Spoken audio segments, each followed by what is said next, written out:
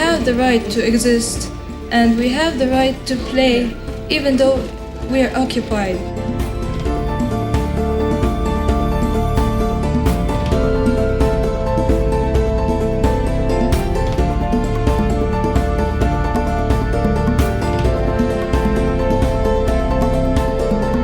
"24 girls aged 15 to 19 from teams scattered throughout the West Bank.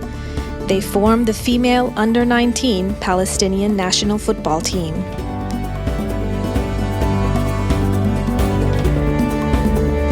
Some come from the Jenin refugee camp, completely razed by Israeli bulldozers in 2001.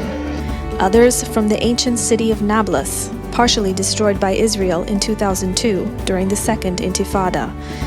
Still others from Bethlehem, Hebron, and Jericho.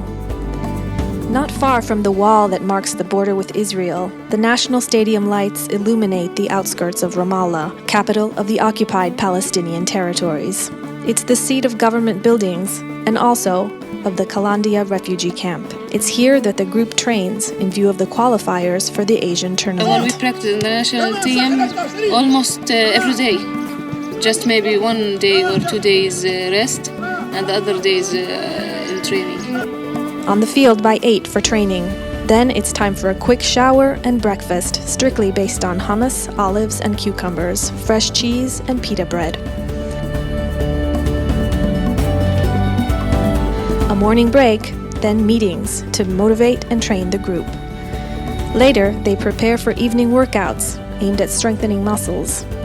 Life at the training camp leaves little time for chit-chat. Hani Abu Alel, the coach with a gruff air and a whistle in hand, is the only man roaming the stadium. He came here 2.5 years ago from Jordan. We collect this group from the clubs. We mixed them as a team to be a good player in a small time. The boy, they are playing in the street, they are playing in the school, they are playing with each other in the club. But the girl in Arab country didn't play just in the national team or in their club. So they need a long time to learn the tactical and the technical and the fitness thing for the soccer.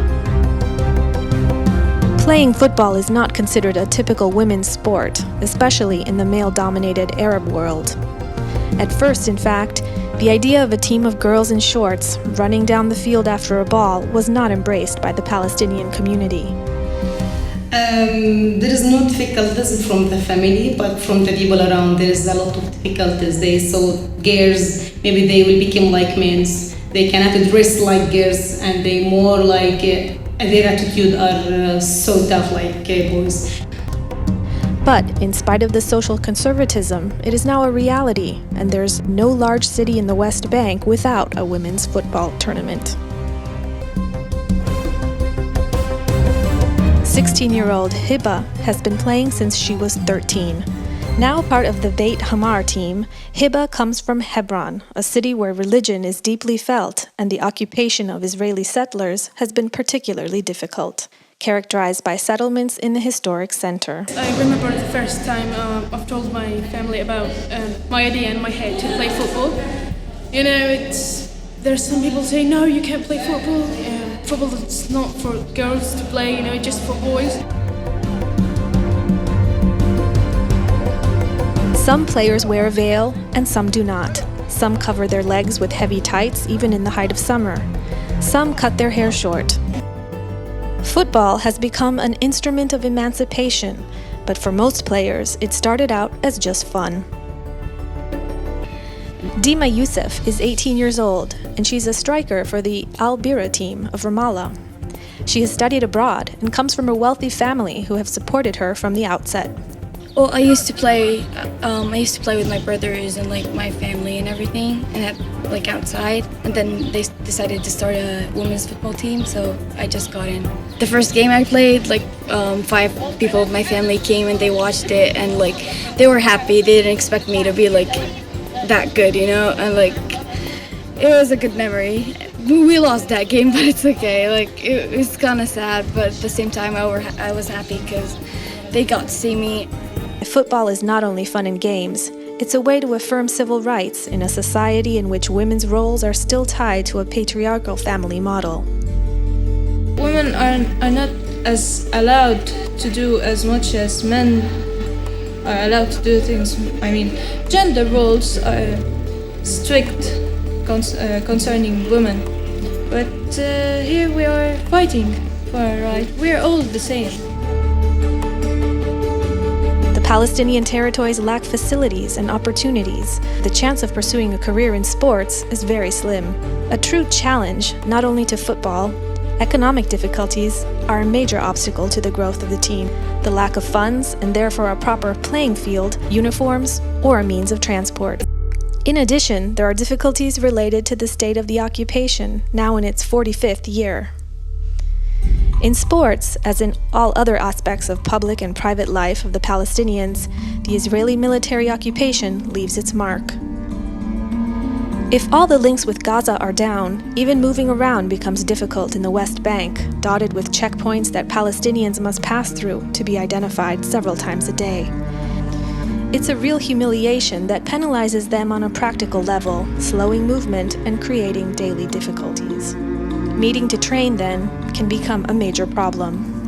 Sport activities based in the Gaza Strip and the West Bank, it's totally split that the Gazan sportists cannot move to the West Bank. They have to cross to Egypt, then going to Jordan, and then entering to the West Bank, which is more complicated process. Major time they are suffering and denying access even by Israeli occupation authorities.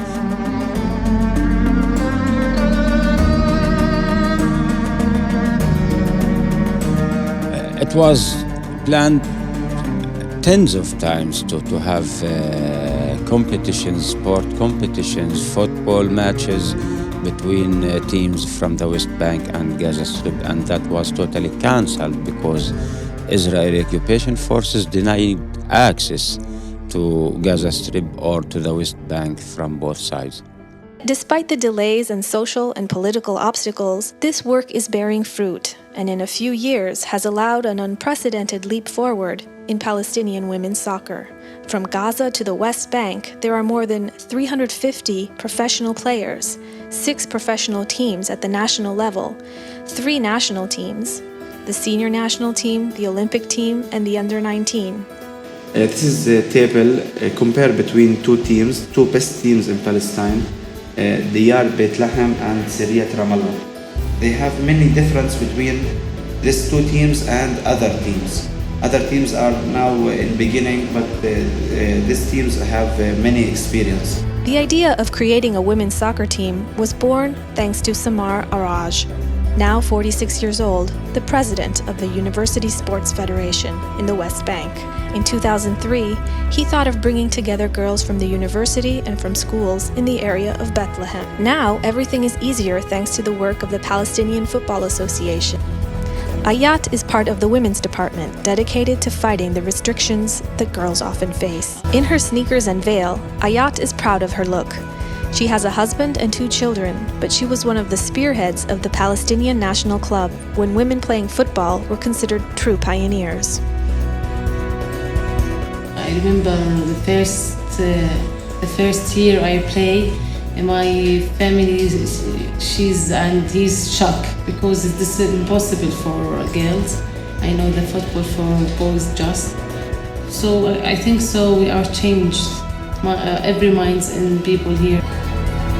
Now she takes care of young talent, as well as girls of the national team, even young children, a sector in which the Palestinian Football Federation is investing a lot.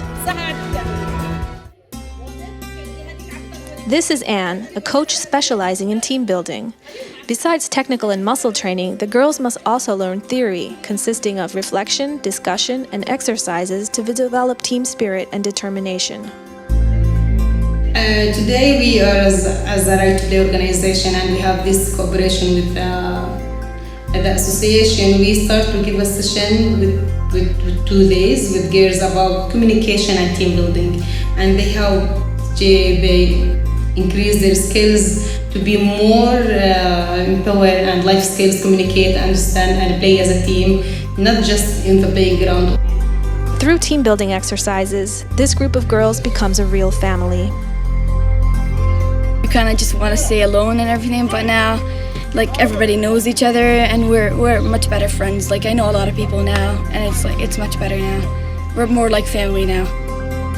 Although the results of the work are not immediate and the ranking does not reward them, again as the favorites of the Arab League football, they have enthusiasm and heart, as well as the hope of one day reaching the Olympics.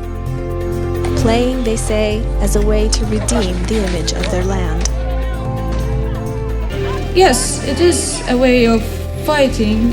It is a way of expressing ourselves.